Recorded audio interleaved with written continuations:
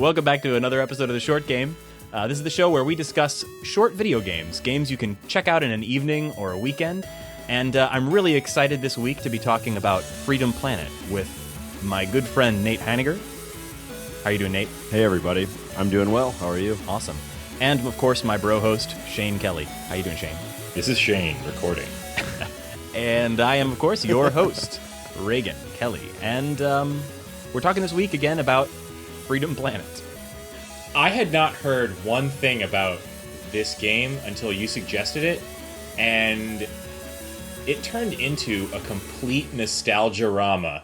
Oh my god, this game came completely out of nowhere for me. Well, but really, where did it come from? Where did you hear about it? Okay, so as I think I've probably said on this podcast before, my very favorite video gaming publication today is Polygon. Polygon does some great work, and so I read everything that they post. And I thought you had said that was US Gamer, but go ahead. I love US Gamer and Eurogamer as well. I thought it was the Nintendo magazine. Do they still make Nintendo Power? No, That's what it's dude, called. I'm sorry to be the bearer of bad news, but Nintendo Power's been discontinued. Yeah, I wondered why my subscription ran out. I thought in 1998. You thought your mom had stopped paying the bill, huh?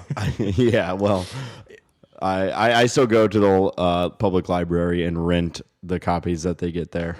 I just got a torrent of every single issue of Nintendo Power, and I've been going back and reading some old ones, and they are absolutely great.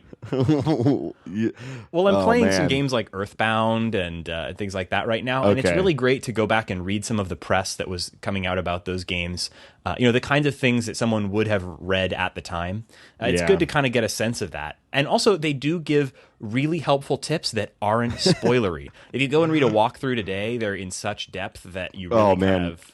What was the other mag? It was Tips and Tricks, right? So there was Nintendo Power, and then there was Tips and Tricks, were two magazines that I read exclusively in 1998, I guess, 96. I never had a subscription to either. I think that our magazine of choice was Mac Addict, and didn't get any good gaming magazines in those days. I kind of referenced it a moment ago. I don't think I had a subscription either, but at the library near my house, they had their wall of magazine subscriptions, and you could go and read them in the library. So I'd go up there and read Nintendo Power or Tips and Tricks at the public library. Oh, man. Photocopy all the best pages and read them while you're playing your Ocarina of Time walkthrough. Man. Photocopy? What do you think, I am a millionaire? Yeah. That stuff was a nickel a page. That's my whole allowance. Yeah.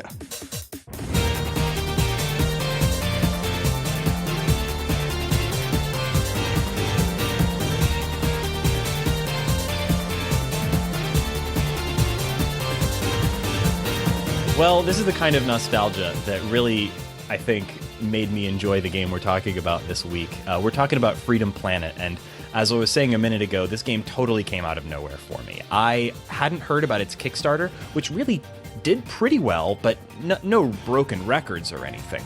I actually don't recall off the top of my head how much they made, but I'll make sure that it's in the show notes. But like $20,000, something like that, which seems like a lot of money, but really, in the terms of video game Kickstarters right now, actually isn't that much. It didn't make a huge splash. And also, it really hasn't been getting covered a lot in video gaming press. But Polygon did a short video where they showed the first level of the game, a little bit of playthrough of it, and just generally recommended it. And on a whim, I got in touch with the developer, and we decided to check out the game. And this game grabbed me like few things have lately. Like, I didn't know what to expect going into it. I knew that it was a retro Sega-inspired platformer by an indie developer, just came out.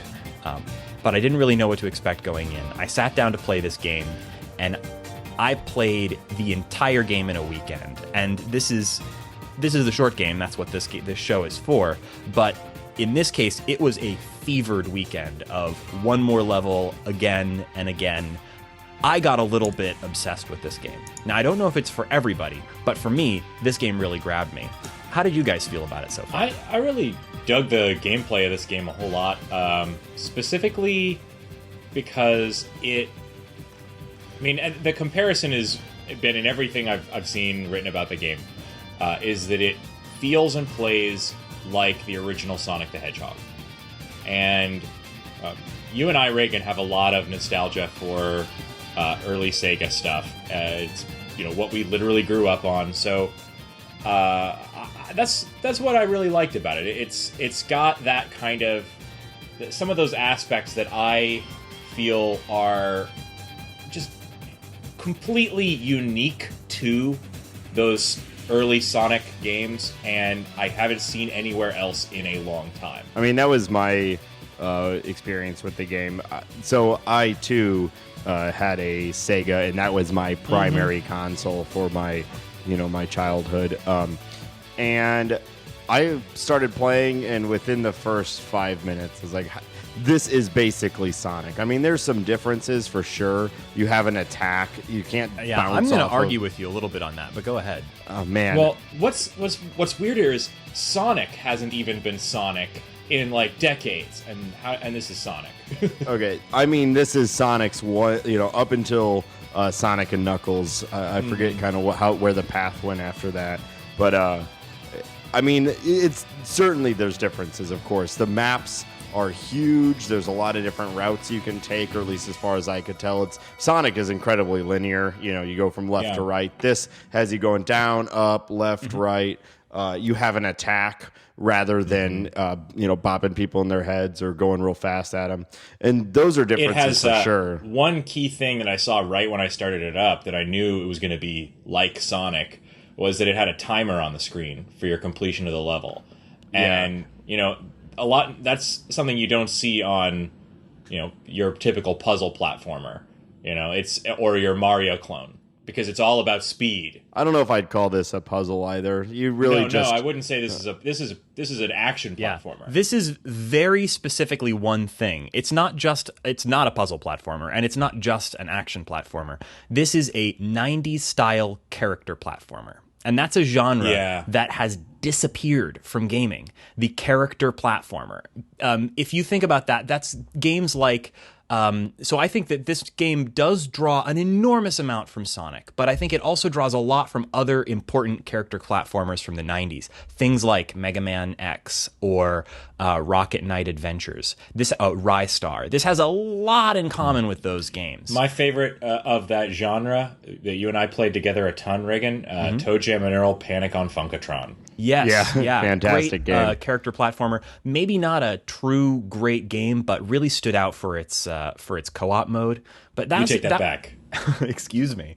But the 90s style character platformer is something that I almost didn't realize how much I missed that genre. And it's hard to really put your finger on exactly what makes a game one of these. And that was something that I really did a lot of thinking at. I could take a stab at it. I think that these kinds of games, what you're calling the 90s style character platformer, which is not a phrase I've heard, but I think it's really apt. I think what really typifies it is that the aesthetic is aiming at the 90s television cartoon show.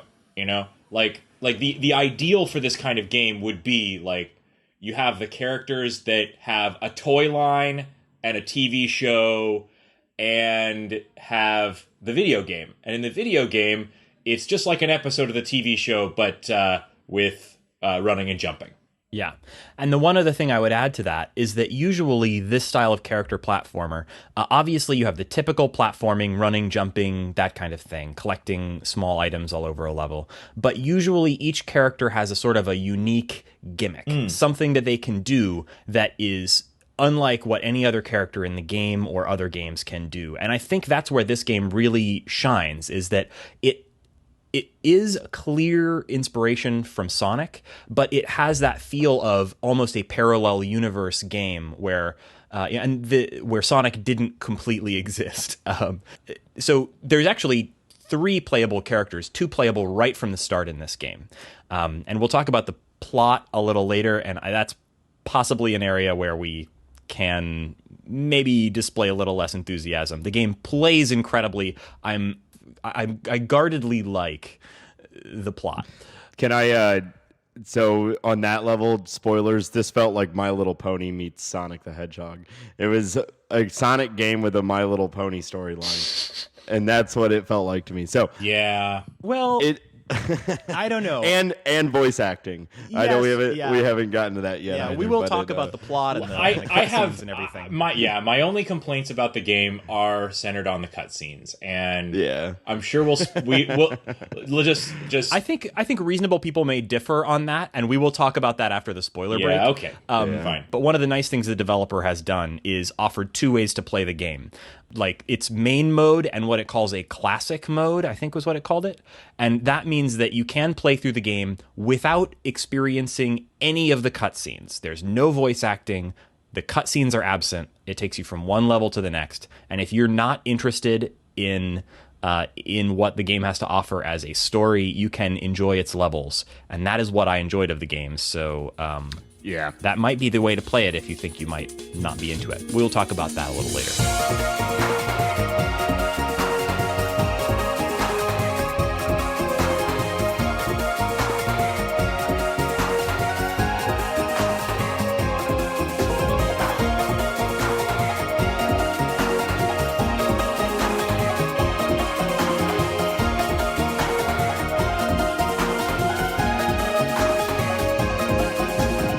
The game has this really great character design with two very unique characters, and a third that I haven't gotten a chance to play as yet.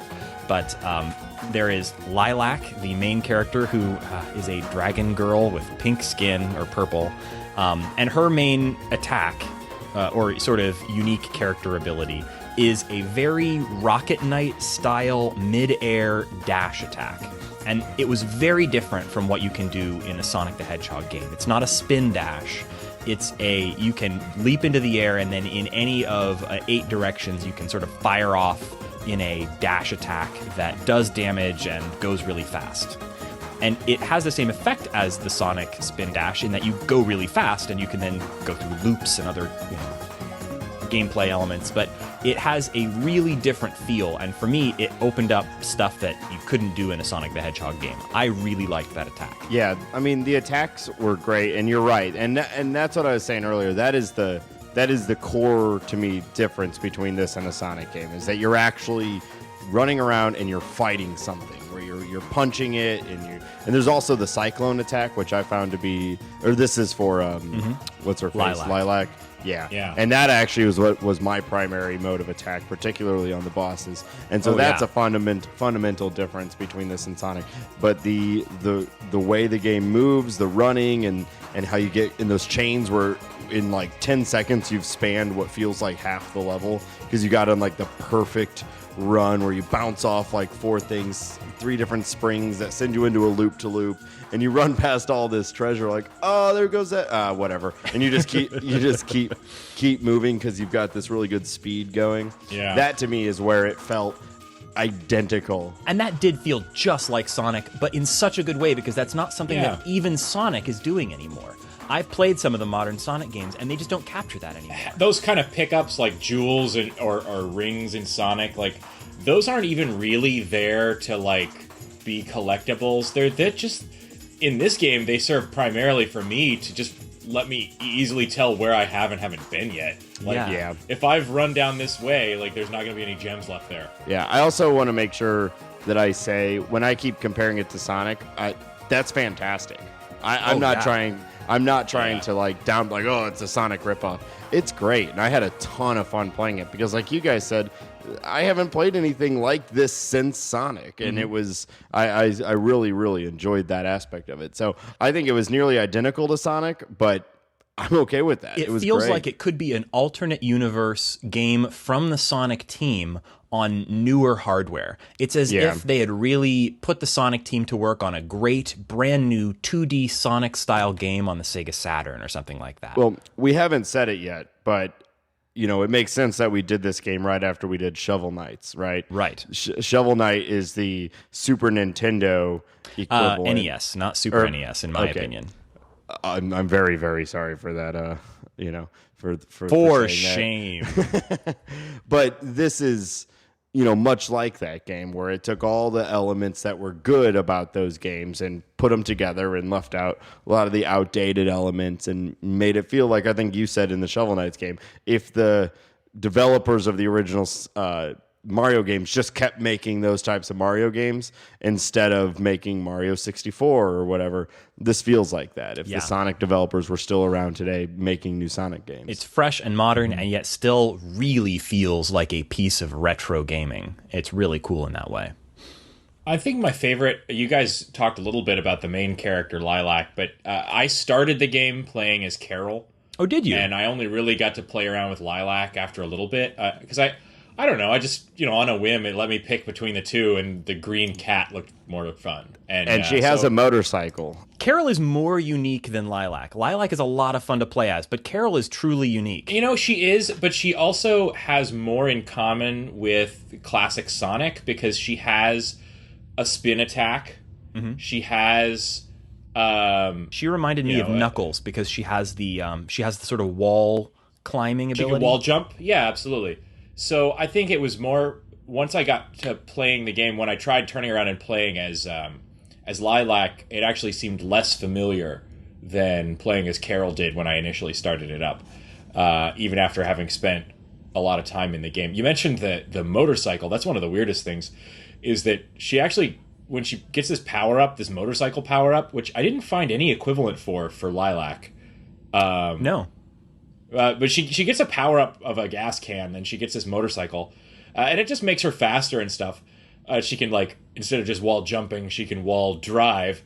But it was such a that was the strangest part of that character to me, because, all the platforming stuff can be done with the motorcycle, including, hanging from ledges and climbing ladders. It is very strange. Yeah, she'll be it's weird, but I liked it. It was pretty strange looking. I guess I've played through the game from beginning to end as Lilac and only played one level as Carol, but I think made me wonder why he didn't go with something lighter for her, like a skateboard, that she could have held under one arm while she's dangling, because she gets this weird look on her face when she's hanging from a trapeze with one hand, and meanwhile apparently holding a whole motorcycle up with her thighs and gets this look on her face like she's in great pain. I felt guilty every time. Poor Carol.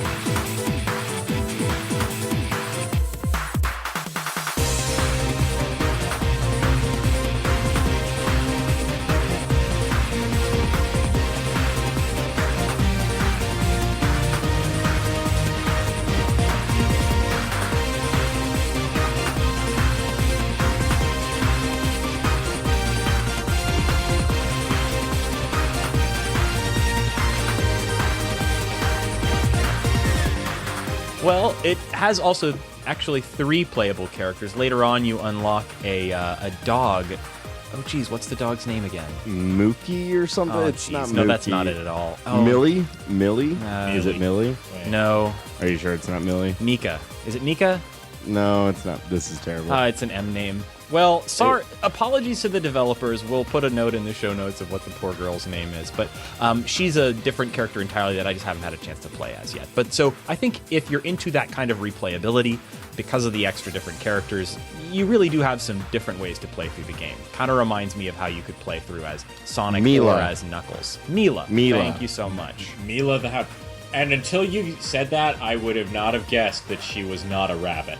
Yeah, she looks like a rabbit, but she is in fact a hound. Carol is a wildcat, and Lilac is a dragon girl. I would only have guessed the wildcat, and maybe not then, because I've never seen a green cat. Well, have you ever seen a purple dragon? Very stylized, but instantly recognizable as what they are, video game characters. Well, then again, would you look at Knuckles and say, "Oh, look, an echidna"? An echidna. Sure. Yes. It should. Yeah. I would not. I don't even think Sonic looks like a hedgehog. Look, it's Mr. Needlemouse. Oh my gosh, yes. Well, does Dr. Robotnik look like a doctor? He looks like an Eggman. That's true. Cuckoo, Cachoo.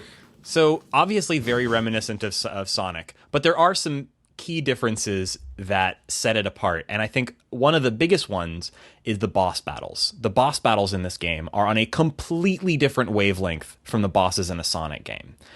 These are more like bosses from a Mega Man game. Yes, they are really like Mega Man bosses, particularly Mega Man X. It really has that kind of a feel.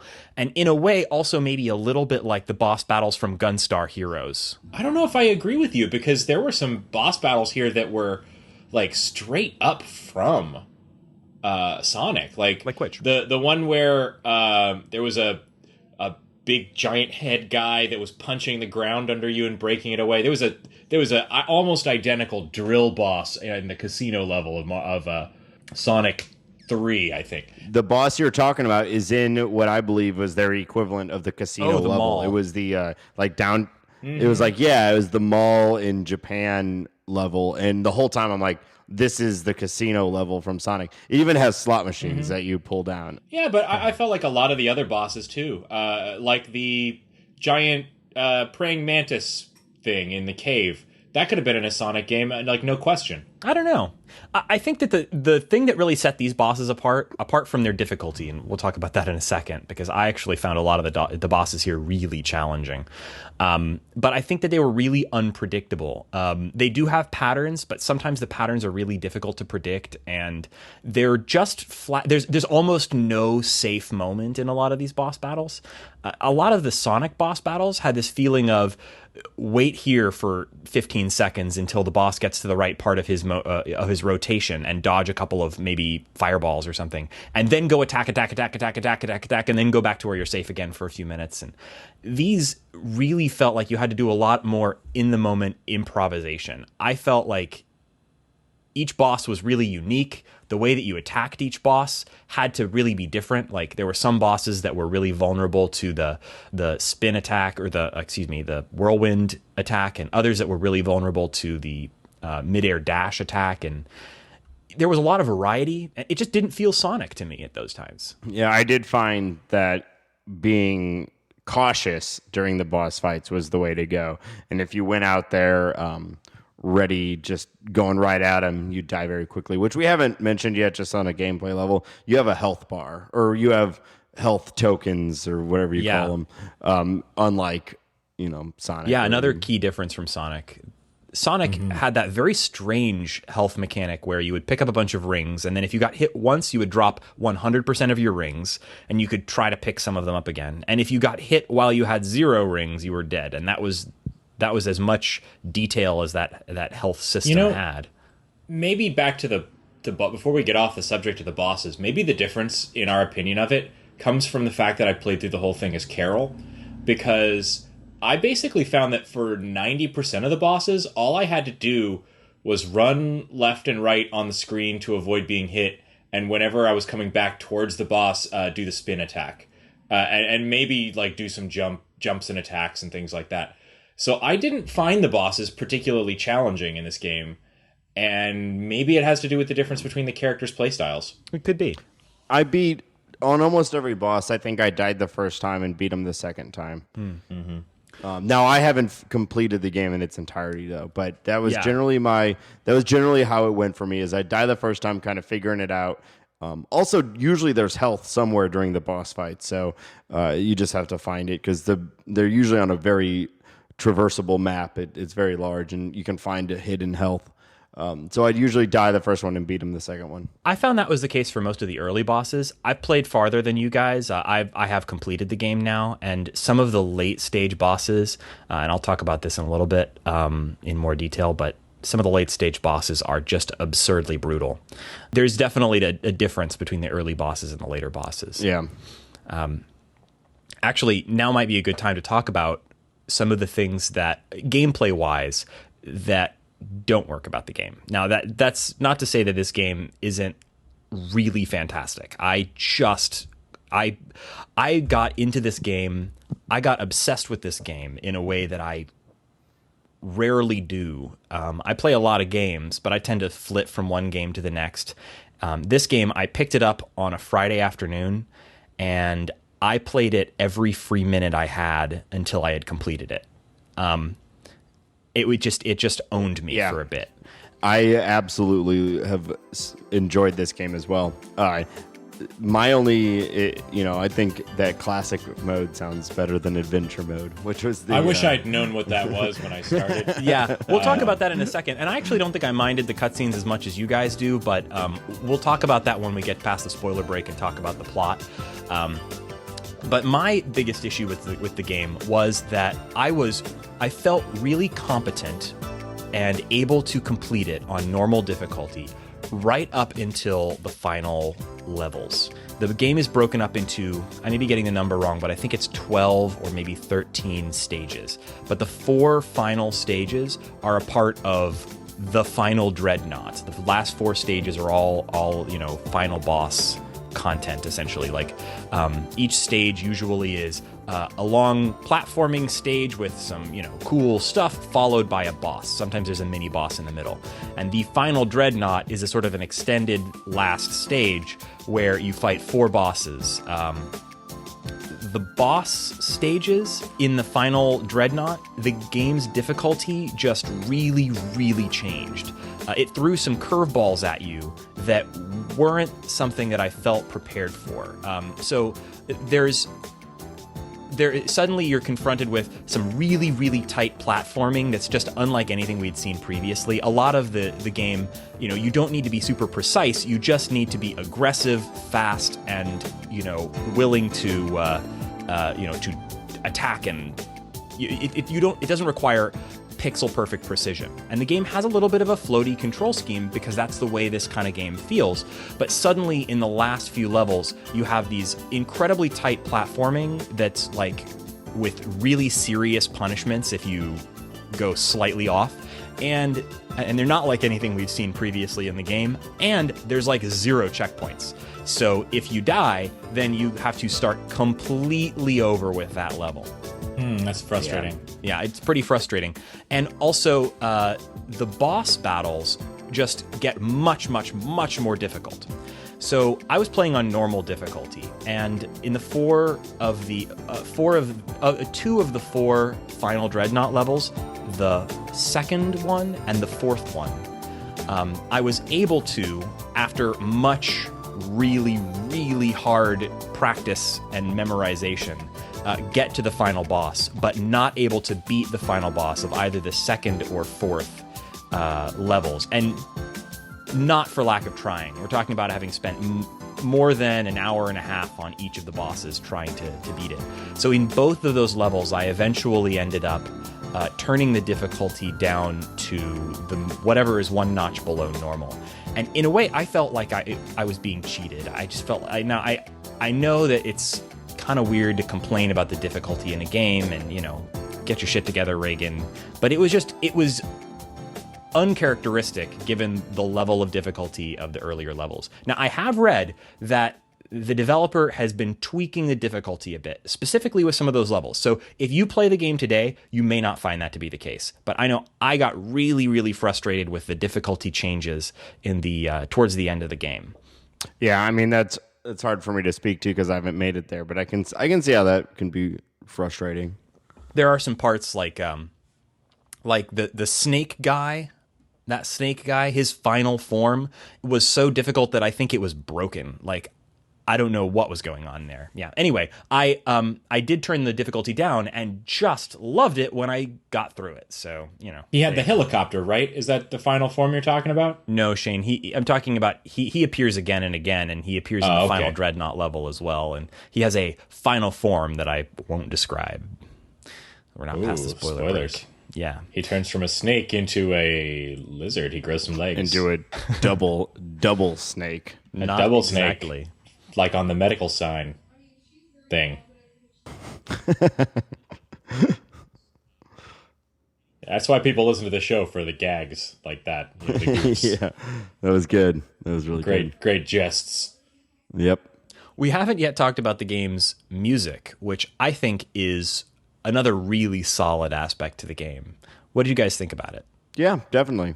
I want to take the whole sound design of the game into account, because I loved the music. I agree with you on the music. The music was good, but I thought that overall the sound design could have used a little work.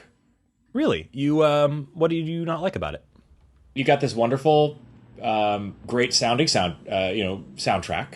It worked for me 100%, especially during gameplay.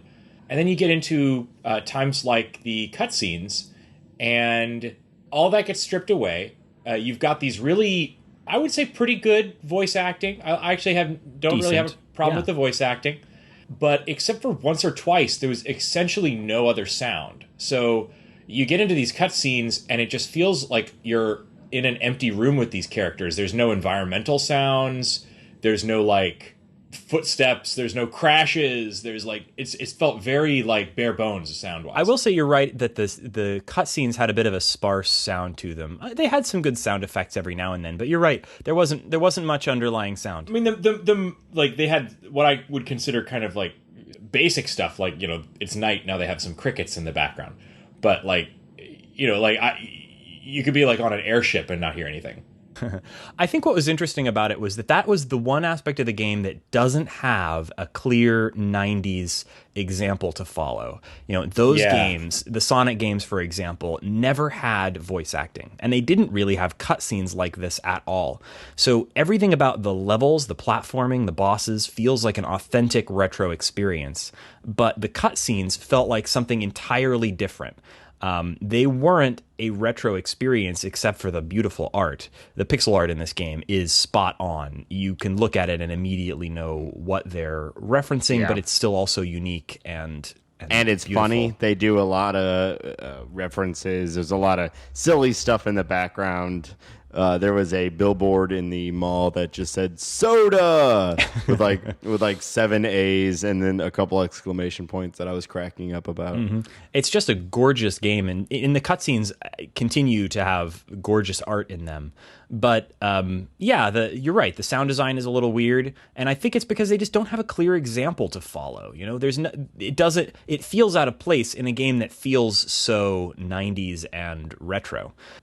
I didn't see the option in the game itself, but I think there's an option to play the cutscenes, but without the voice acting. I wonder if that would have changed my opinion of it. I thought the actors did fine. I thought it was incredibly out of place for a game like this, though. Yeah, it was very strange having like real humans with no filters, because they didn't do anything to make them sound like like robots or cats or whatever. It was just like a clearly and I don't know what that would actually sound like, but I thought the voices were good, but you're right.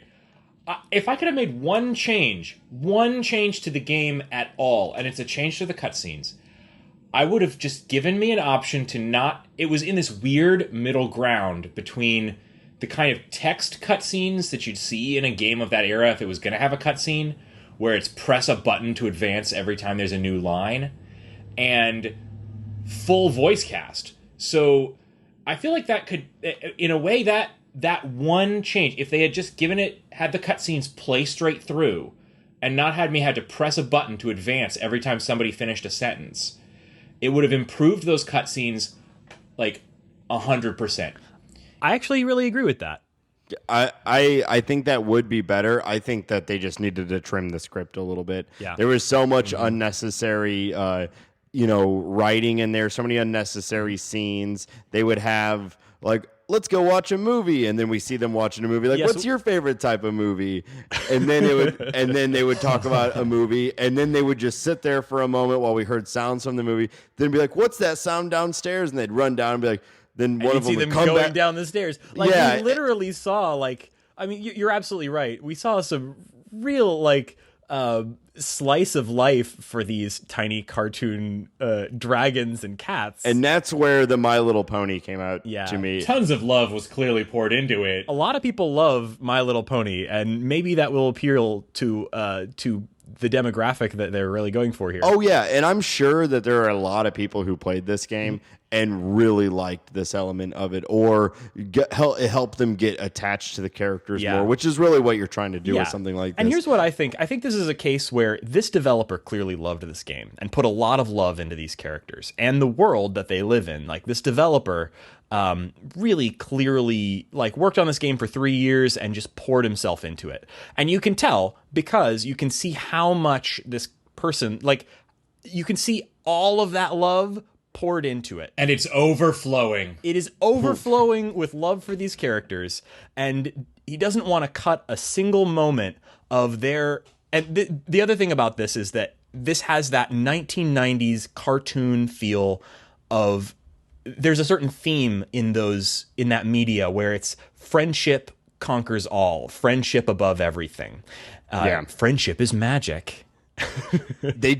All they needed was an editor to come in and trim the fat, and I would have not minded the cutscenes at all. Yeah. They were nice to look at. There was so much unnecessary. Yeah, part they were that well animated. Like they had fun characters, and you could clearly tell that that he really just wanted to get across to you the world that the characters were living in and the relationship the characters had with each other. But I got that almost immediately from the beautiful art and from some of the very simple elements of the game. They did it in the old adage show don't tell. They spend too much time telling us about how well of friends they are, and when rather we could see it immediately. Like, let's just move on with it. I don't need all these little happy fun times between the characters. And there was also a lot of, well, what should we do now? I don't know. Let's just talk about our day. And it was like... It felt that way. It did. It was so detached from the immediacy of the story. Now, I will say that this sort of changes partway through the game. The first two cutscenes are inordinately long. And, I mean, they really do a lot of world building, and if you're into the world of the game, you know what I would say to somebody playing this game would be... A lot of characters to set up. Yeah. What I would say to a player of this game would be play the first level, which it dumps you straight into the level and you'll really like it, and then watch the first cutscene. And if you get to the end of that first cutscene and you think, this is too long, play the game without the cutscenes. You'll still get an amazing game.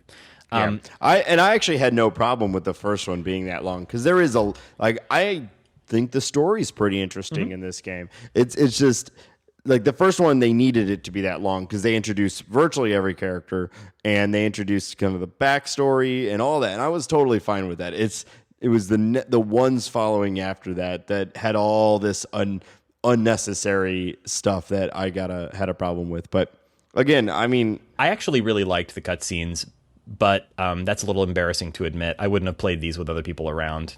Anyway, I think that Is this back to the weird game about maids, Reagan? Yeah. Are you a brony? A little bit at heart, maybe. I don't know. It's hard to explain. Reagan, you could tell us. We're not going to tell anybody or tell it like the internet. I don't know if I want our literally tens of listeners to know. There's dozens of us. There are dozens. Dozens. But it actually kind of worked for me. But I will say that the first two cutscenes, maybe first three, were pretty darn long. After that, they really picked up the pace. And the cutscenes were much shorter. And in a sense, they actually felt like a really welcome break between the really brutal bosses. So I would actually say maybe if you can manage to get through that initial world building that maybe feels a little self-indulgent in terms of setting up this carefully designed world and these really adorable characters, if you can get through that, I think the latter cutscenes actually are really solid. It's the first few that maybe feel a little overly long and it maybe doesn't put its best foot forward there. It needs to show rather than tell, but you know what? I played it. I loved it. I didn't care whether the cutscenes were long or not. I know. I keep feeling like I'm being negative about this game. This game was so much fun, so I couldn't recommend. And play it with the adventure mode. Maybe you'll really like it. Yeah. You know, I loved it.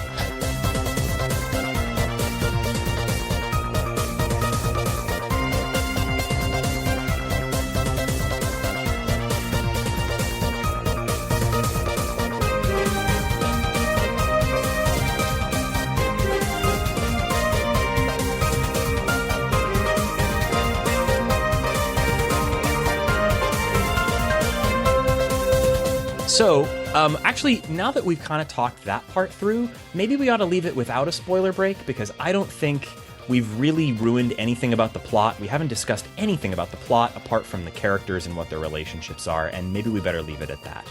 You know what? I don't even need to know how this game ends. I just went on Wikipedia to try and read the rest of the plot in the plot summary. And let me just tell you now that the plot summary of this platformer is 1,400 words long, and on Wikipedia. And so, you know what? Just play this game for the for the fun action. Somebody needs to go and edit that down, because honestly, it's not a complicated plot. I bet that the guy who wrote the script for this game also wrote the Wikipedia page. We're on to you, Galaxy Games. We know what you're doing. They really did design a whole galaxy for this game. Oh man, it's a good plot. It serves its purpose. It sure does. But you know what? I liked the characters a lot. I did too. They're great. Yeah. They're super fun. And they feel authentic for the time. Like, they feel like a great 90s character platformer. They do. I wanted a toy of the was it a bad guy General Green Man? Brevin? Brevin. Yeah, it's definitely Brevin. He would just make such an excellent toy. Oh yeah. I liked his character design a lot, and I loved his robot. Oh, Syntax? Yes, with the floating tentacles, which looked awesome. They were super I didn't cool. know it had a name. Yeah, dude. Loved that thing. I loved every character design in the game. They all look awesome. And you know what's kind of odd is I think they look better as pixel art. I've seen a lot of the concept drawings for the game, and I'm not wild about them. But the pixel art looks phenomenal. Carol's pretty badass, guys. Carol's great. You should go back and play the game a little more as Carol, because I having tried both. I'm considering playing it through a complete second time as Carol. Yeah, the game was 100% better in my opinion as Carol. I don't know. But you didn't play it as not Carol, so how could you really make that? I gave Carol I gave Lilac about as much shot as Reagan is saying he gave Carol. So yeah, I've only played one level as Carol. Yeah, about the same.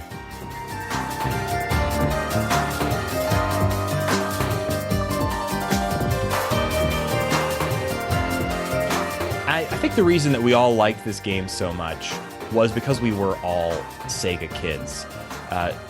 I got my first Sega Genesis.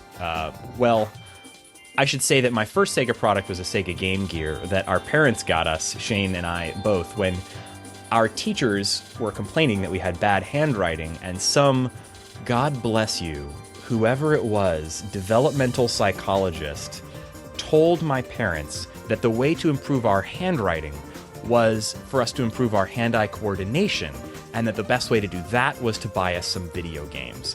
And my earth mothery mom finally gave in, and that she wouldn't day, even let us have a toy that was in the shape of a gun, and she swore we would never own video games. she thought they were too violent, and they would rot our brains. And then somebody changed her mind and she bought us Sonic.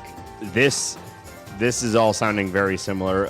My parents weren't as heavy on that, but we didn't really have gun toys. My mom hated anything that had to do with guns. They weren't necessarily anti-video games because they had gotten... You know, that's why we're all such wimps today, because we didn't have gun toys. Yeah, I do have an older brother who he was given they got him a Nintendo, the original, and then the two of us got a Sega for Christmas. But that is actually the last game console that they themselves bought for me. Everything else, which I had virtually every console of that generation came from my brother and I saving up allowances or selling off old games, which is, we kind of talked about in the interview with Dr. David Heineman.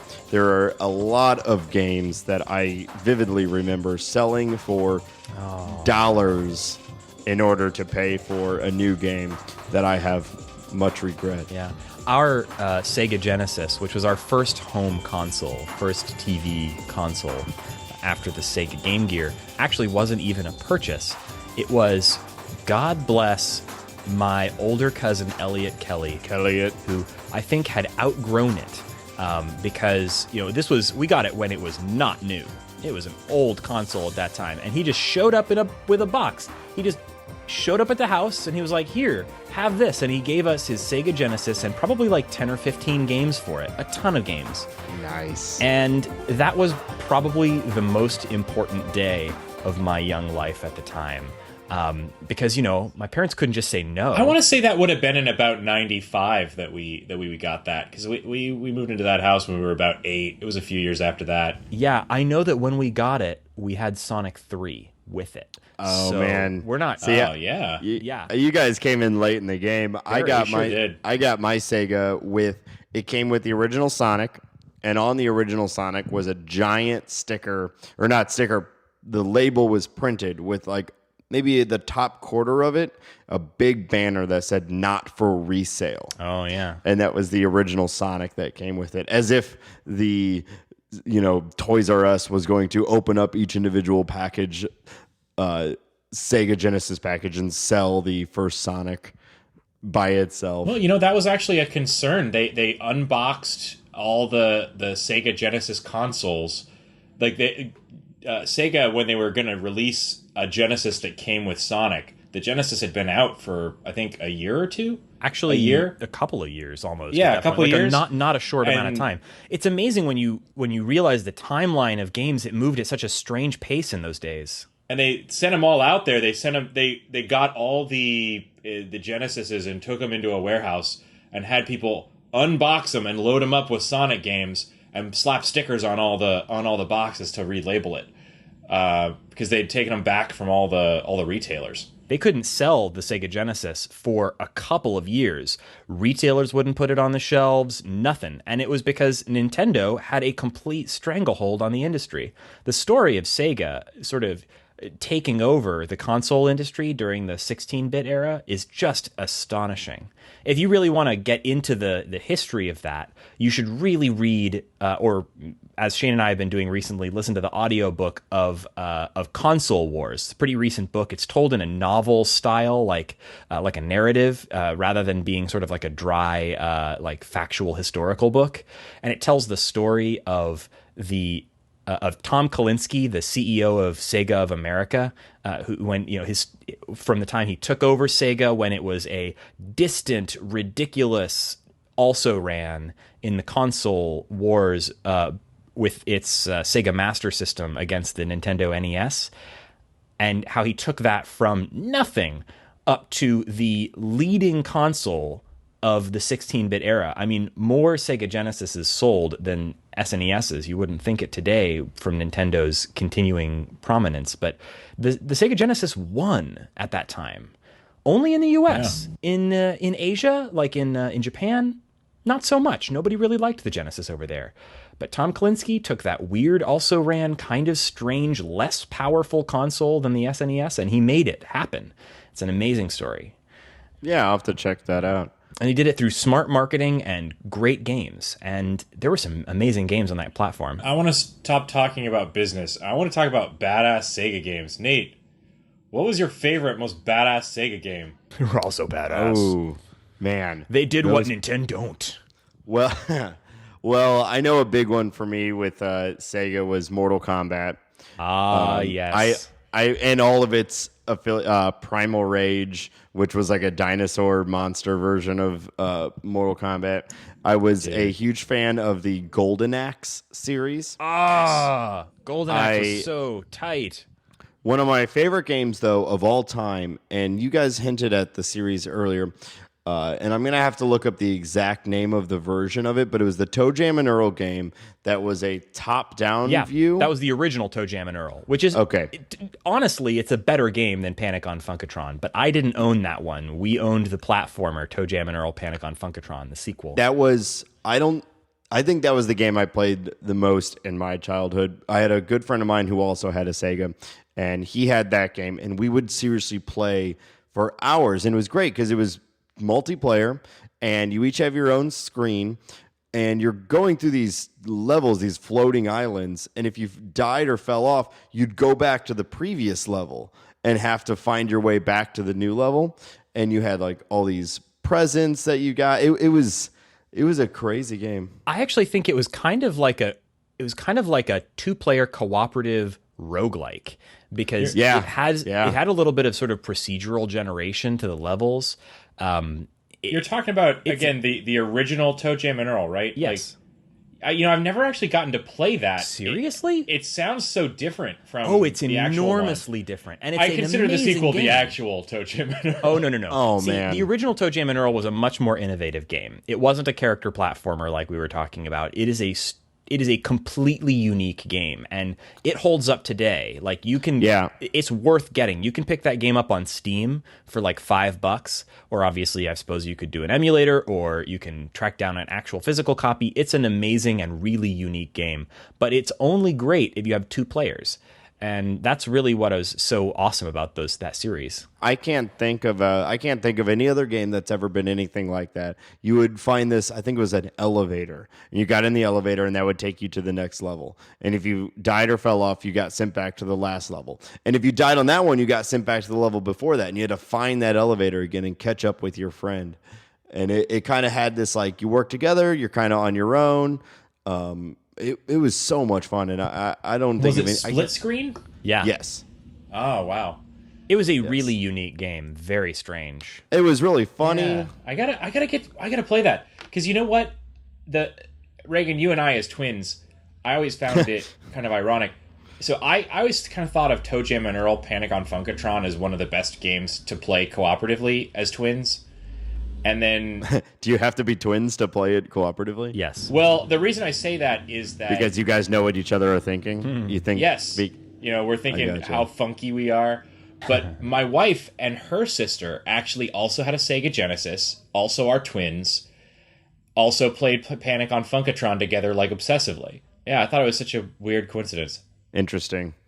I played that one. The same friend that I'm talking about, we got that one, played it, and we're like, this just isn't as fun.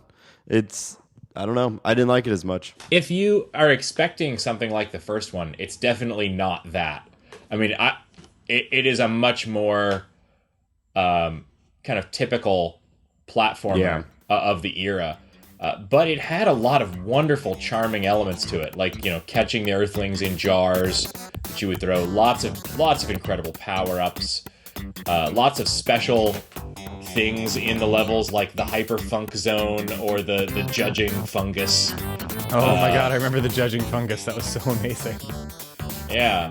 You could bounce on this fungus and, like... You had to put a coin into this parking meter next to it, and then you would jump on it, and then it would give you a score for how awesome your jumps were, and you would get... Yeah, well, you had to, do, rotations, and you had to be synchronized with the other player, because you were both doing it together.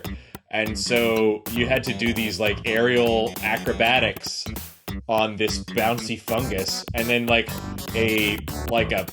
a judging panel of freaks would, hold up 1 through 10 cards like it was the Olympics. That was so cool.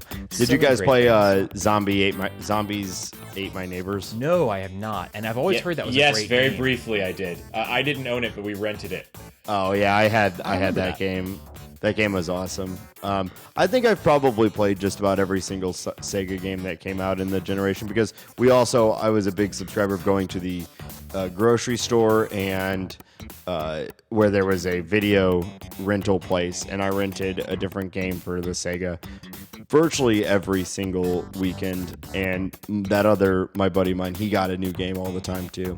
So played a ton of Sega games. The thing that really set Sega apart was partly the number of games that came out for it, because they didn't have the restrictive licensing deals that Nintendo had at the time.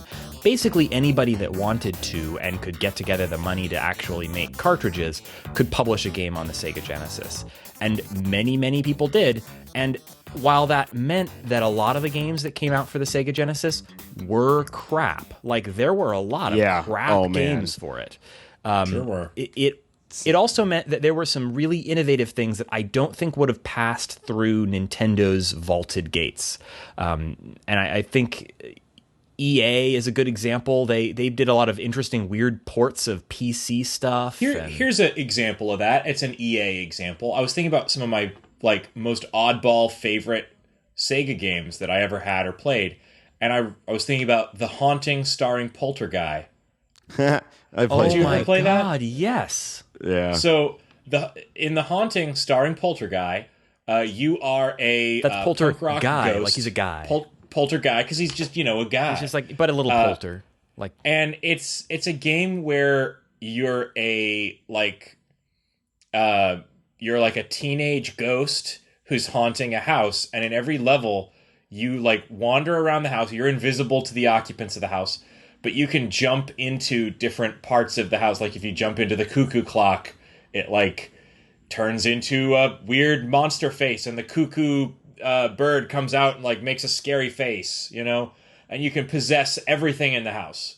Yeah. And so you're a poltergeist, and the goal is to scare the family out of the house.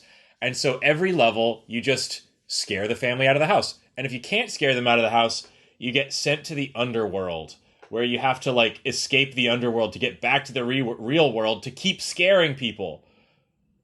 It was such a unique, different game, and it's one of those ones that I've always meant to go back and play again. Just such a weird game, and I don't have my copy of it anymore. But what a strange thing. Do you guys remember? It's slipping my mind at the moment, but the entire series of games where you played as a helicopter pilot. It was top-down view and Desert Strike. I knew it was Desert Strike. I kept thinking Desert Storm. Yeah, there was Desert Strike. There was Jungle Strike. All of those. I was a huge fan of those games. They were great. I played them for so long. Also, another one that I started thinking about was the Home Alone. Very mission-based. Very good. The Home Alone games. I played a ton of the Home Alone games as well as virtually every Disney. Those.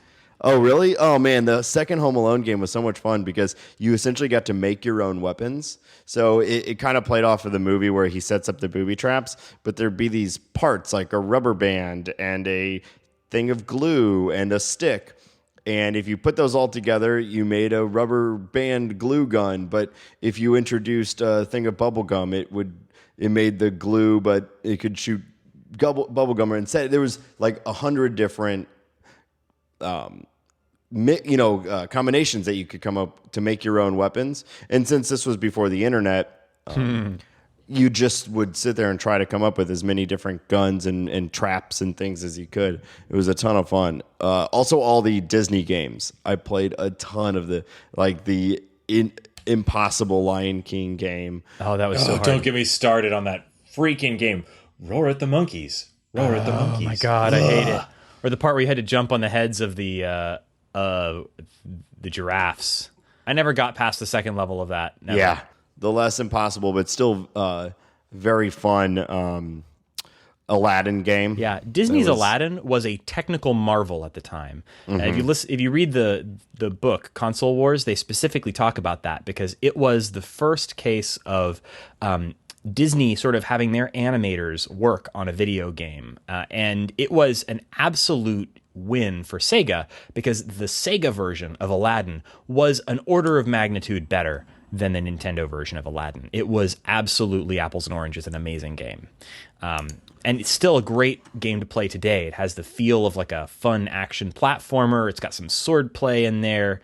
And it's really just got super fun animation. Great game. Yeah. There was all the Double Dragon games. There was a Duke Nukem game. Ooh, never played that. Reagan, how are we twins that owned a Genesis and we never had Double Dragon? Oh, man, that's perfect. That is awful. You're right. Did you guys play Comics? Comic Zone? Comic Zone. Yeah. Okay, so hang on a second. I did play Comic Zone, but I played it in the weirdest way possible. Nate, have you ever heard of the Sega Channel? I was waiting for the opportune moment to bring up Sega Channel. Okay, yes. So did you have the Sega Channel? No, but because my parents didn't want to pay for that. Oh, but We I had the shirts. Sega Channel. See, I had a neighbor, and he had the Sega Channel. And this is going to sound terrible, but the kid was kind of a jerk. And this isn't like, this is like the opposite of like hanging out with the dweeby kid to play his video games. I hung out with the jerk kid. Like, he was just mean to everybody, but his parents got him a Sega Channel, or got him, signed him up for Sega Channel. So I would go down and play Sega Channel. What was his name? Call him out right now. His name was Craig, which is the perfect name for something like that. Craig, if you're out there, he only liked you for your Sega Channel. Well, we were kids that had the Sega Channel, but we had it for a very brief time. Actually, we had basically every weird Sega add-on ever. And Sega hugged itself to death with additions to the Genesis. And that's really something we could talk about briefly towards the end. But the Sega Channel was one of the early ones that showed a lot of promise. For those of you who may not have had a chance to experience the glory of the Sega Channel. Early example of DLC before there was an internet. Yeah, and so essentially you would buy a special Genesis cartridge with some memory in it and a cable jack on the side. You'd connect it to your cable, and then every few hours a broadcast would go out on a particular channel that the cartridge was tuned to that would include all of the data for a variety of games, and it would load those into the cartridge's memory. And So then when you booted up your cartridge, it would receive this signal, it would download the games, and you could play usually like 15 or 20 different Sega games that would change out on a different rotation. Sometimes they were games that never even got released in the US, or there were demos of games that hadn't come out yet, or even demos of incomplete games. And it was just awesome. Yeah, I still remember, like, I've always loved the game Bomberman, but there was a version of Bomberman. There was a version of Bomberman that I played on the Sega channel that I've never been able to find anywhere else ever since. I remember that. I wonder about and that. It probably did come out. It's just one of those things where you would find things like that at the time. And then because there was no internet at the time, or not really, you would never know anything about it. And then it would be gone, and it would be gone from your life forever. I was so mad when that thing disappeared from my Sega channel. Yeah, until now, I don't think I ever really understood how a Sega channel worked. It's just like this vague memory from my childhood of going over to Craig's house and getting to pick whatever game I wanted, of the selection, and it was magical and fantastic. And I was always surprised that more things didn't work like that. It took until, the modern internet-connected system to be able to have something like that again. And it was kind of amazing. You'd have to play. I think my parents only signed up for it for like 3 months, and it was because they had some kind of deal where you could sign up for it and you get it for free for a little while, and then you had to cancel it. And then, of course, my parents did. Man, did you guys play the Jurassic Park game? Hell yeah, Rampage This is all edition. coming back to me, man. That game was fantastic. Yeah, you could play as John Hammond, or not John Hammond. What was the guy with the gun? The mean guy who got Muldoon. Clever girl. Yeah. You could play as that guy, or you could play as a freaking velociraptor. So why the hell would you play the game as that guy when you could play as a freaking velociraptor? Are you kidding? He has a taser. It's way cooler than being a velociraptor. Screw you.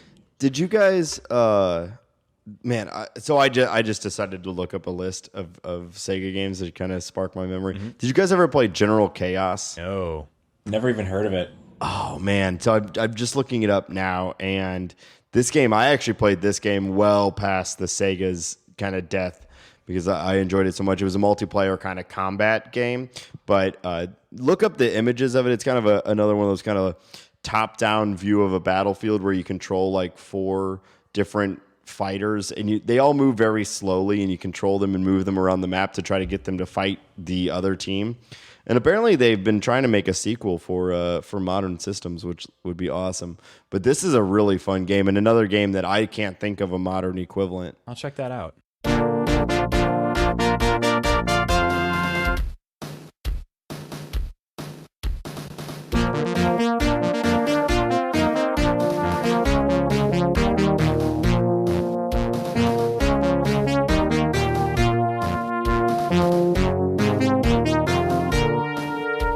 So obviously there were a lot of amazing games and a lot of crap games for the Sega Genesis. I think what eventually kind of did the console in a sense, was that they didn't do a very good job of handling the jump between the 16 and 32-bit generations. And that was sort of represented by the fact that essentially they just sort of started releasing one bizarre add-on to the Genesis after another. And Shane and I really caught the brunt of this because we were Sega fans through and through. And we and consumers in general who loved Sega kind of got dumped on from the late 90s on. We bought, let me think, Shane, what were all, apart from the Sega channel, what were some of the other add-ons that we got for the Sega Genesis? We had a vest that was supposed to shake when you were hurt in a video game. Have we done the right thing? It isn't our place to ask. It could be our legacy. Yes, the impact on society would be irreversible. We've dedicated our lives to science, which means that we understand progress. Maybe this is just another step, more like a leap. If we are going forward, who's going to test it? Yo, dudes, anybody got a video game? Is the world ready for the Interactor? The world's first interactive game vest that lets you feel the action.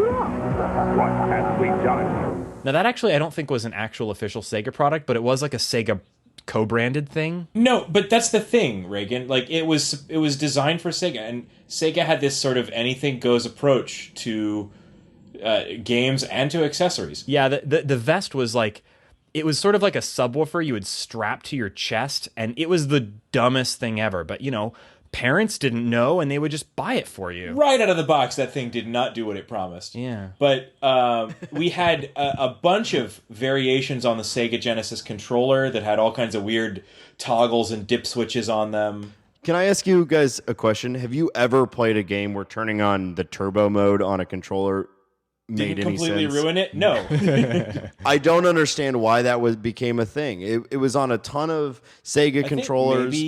Maybe on some fighting games or something. Like if you turn that on, like Yeah, we're gonna get an email from like one dude who got deep into Street Fighter 3 or something. It was like, that's the only way to complete the ultimate combo. I have never once found a turbo mode on a controller to be a worthwhile feature. I cannot imagine where that would be. It's garbage. Yeah. They started doing it on Super Nintendo controllers as well. I had no idea when to use it. And whenever I did, I was like, turn this off. I just ruined my game. It's not working anymore. it's like it makes the button go automatically, but presses it really fast, but maybe not fast enough. I don't know what's going on here. I remember we also then, the big one was we got the 32X. 32X. Sega wasn't Yes. quite ready to release their truly next generation console, and so they released the 32X, which was the cheap ass version of a next generation console that would stick onto the top of your Sega Genesis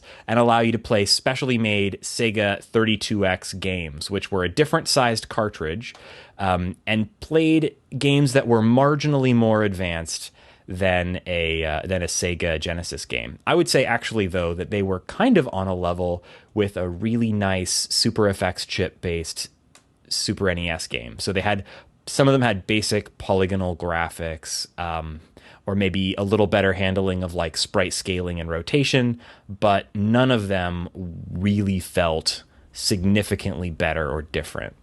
I remember Shane and I played a lot of a particular space shooting fighting game that I can't remember the title of. Shane, do you remember what that game was called? Shadow something. It'll be in the show notes. We'll figure it out. Yeah, it was a kind of a neat two-player shooting game in which one player, if you did two-player, one player could pilot the ship and the other could fire the guns, and that was kind of neat. That's fun. But here's what happened. Shadow Squadron. Shadow Squadron. Thank you. It was it was a really neat game. It was, you would kind of jump into these sort of arenas, and there was multiple spaceships. It was 3D dog fighting, which was something I hadn't played before, which was something I really enjoyed. And the best part was that player 2 could control the guns while player 1 steered the ship. So that actually made you pretty effective. And games like that, ideal for people who are constantly fighting over controllers and who gets to play what. Yeah, and we really liked that game until the 32X mysteriously stopped working. And these were in the days where there was just pretty much nothing you could do about it at that point. We'd had the 32X for what, maybe like 2-3 months? And then it just broke. And then never worked again. And we went back to playing regular Sega games. Yeah, I think it had like a 90-day warranty. Yeah. The thing I really wanted at that time was it had Doom. Like you could get Doom for the 32X, and we never did. We never did. And I didn't get to play Doom until it was far out of date. Yeah. I played Doom on my computer. We missed out on the Sega CD, which... See, I had a Sega CD. What, you did? I thought they were mythical when I was a kid. I had never seen one. No, and it was garbage. I also had a Sega Saturn. We did which too. Which had some games. There was definitely some good stuff. What were some of the games you played on the Sega CD? I don't even remember. I honestly can't. We had that thing for not very long. We sold it very quickly. It just, I know we had one. I remember purchasing it, and I remember plugging it in. I don't remember a single game that I played. Yeah, and that was the problem, was these games, these add-ons were not cheap. And parents would get them because it was cheaper than buying a truly next-generation console, but they were crap. I mean, there were definitely some good games for them, don't get me wrong, but they were these bizarre half measures that never truly measured up. And it just made you feel like you were wasting your money. And it soured me on video games for many years. We loved our Sega Genesis. Hated all of the add-ons that came in between. We finally got a Sega Saturn. And this was in a period when Sega was already having trouble selling the Saturn, so they were packaging it with all 3 of the big name games for the Sega Saturn. It came with Daytona USA, it came with Virtua Fighter, and it came with Shane. What was the other one? Was it Nights? Wasn't it Nights into Dreams? It might have been, or I don't remember if we got that later. We did have that. Yeah. Anyway, it came with some games, and they were okay. But you can only play so much Daytona USA. That game gets real old real fast. And even Nights into Dreams, Nights is a sort of platformer kind of sort of thing that was made by the Sega team, the Sonic team. It was fine. I don't know.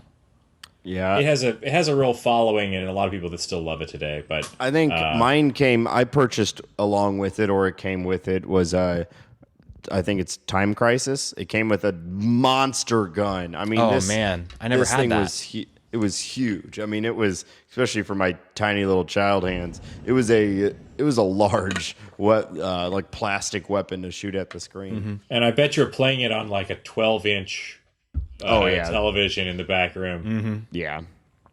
The one game we played the most on the Sega Saturn was Night Trap.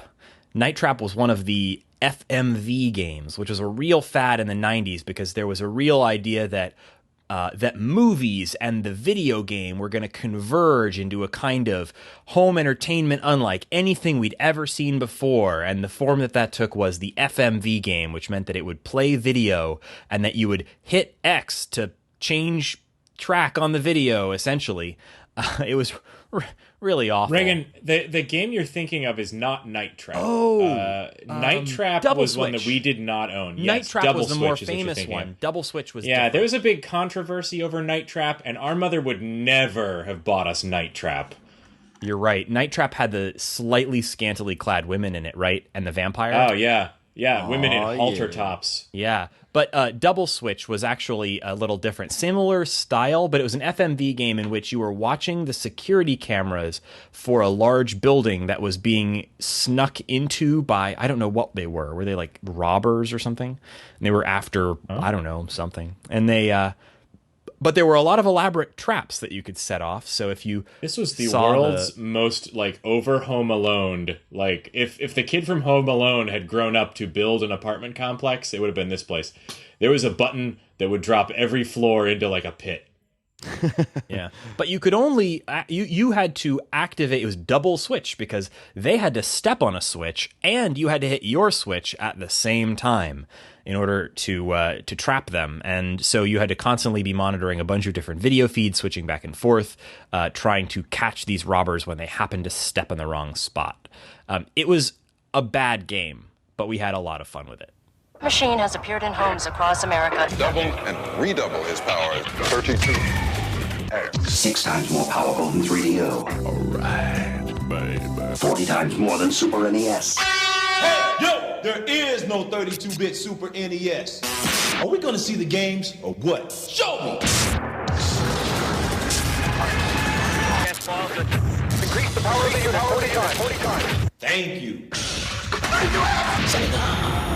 So it was after that I really got soured on video games entirely. The Sega Saturn was a huge flop, and Sega essentially lost their market share that they had, their hard-won majority share of the 16-bit era dissolved into practically nothing with the onset of the Nintendo 64 and the Sony PlayStation.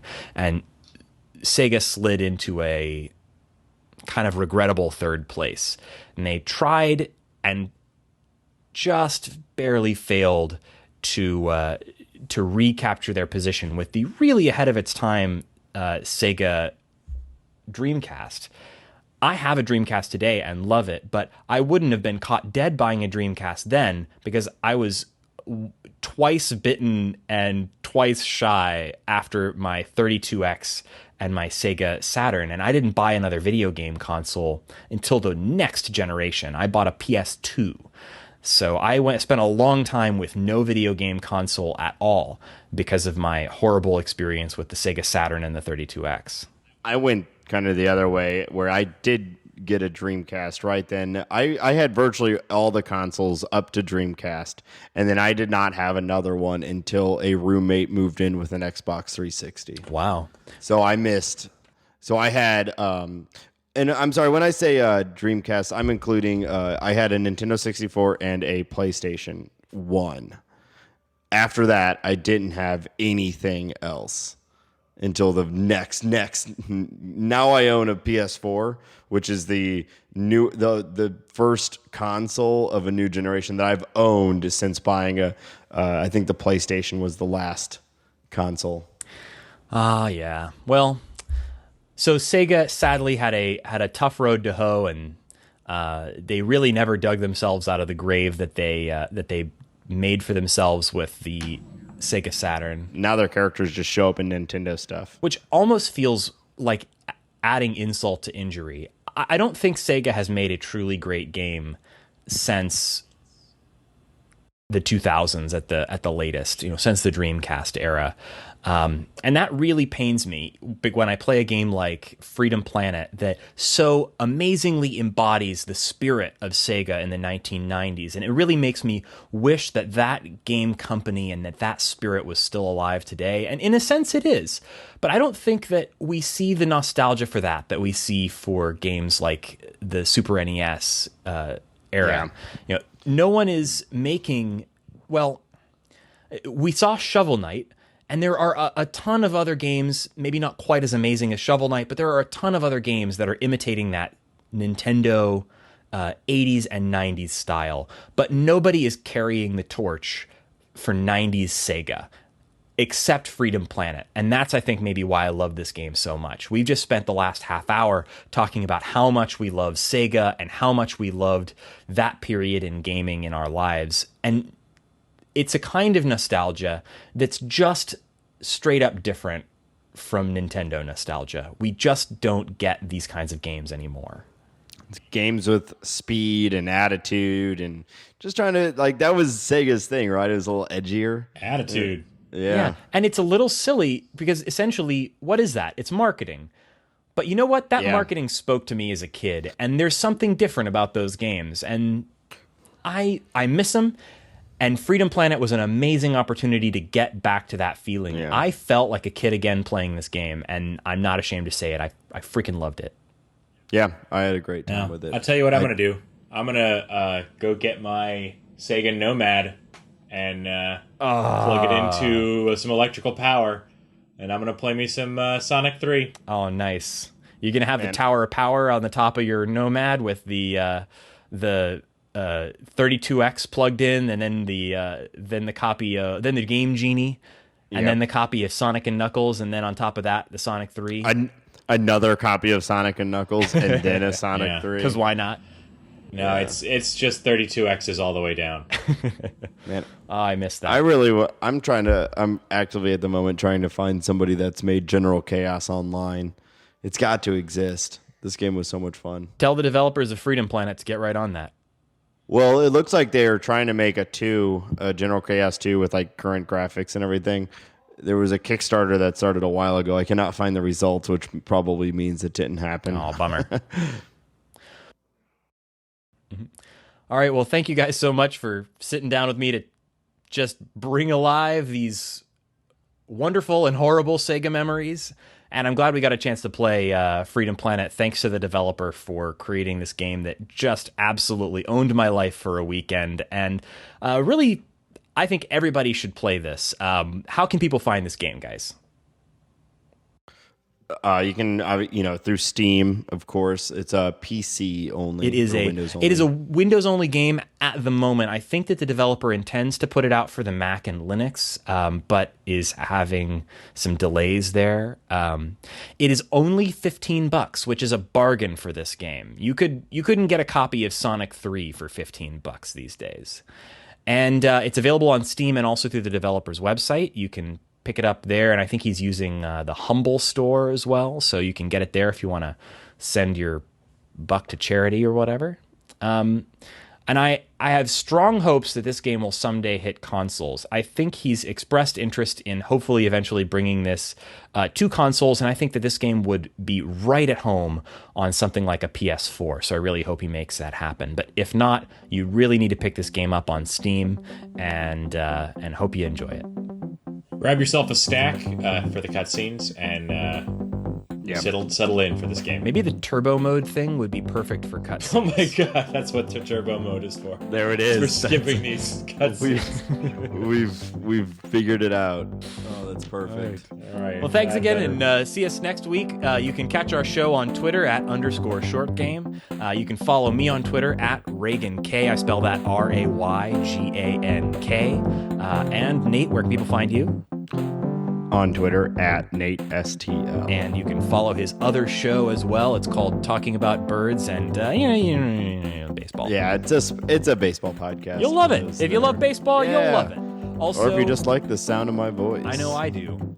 I listen to it at full volume. Nate, find me a baseball game that will that I can play in a long weekend and really get a lot out of, and will also explain what baseball is to me. Come over to my house and we'll play the show. You can pitch as Romango. It'll be a great time. All right, sounds good. All right, and Shane, where can people find you? At 8-bit Shane. Although probably should have gone with at 32-bit Shane, because that would have been my real era. It was my season. It was our season. And thanks again to our listeners. Join us again next week when we'll be talking about another short game on The Short Game.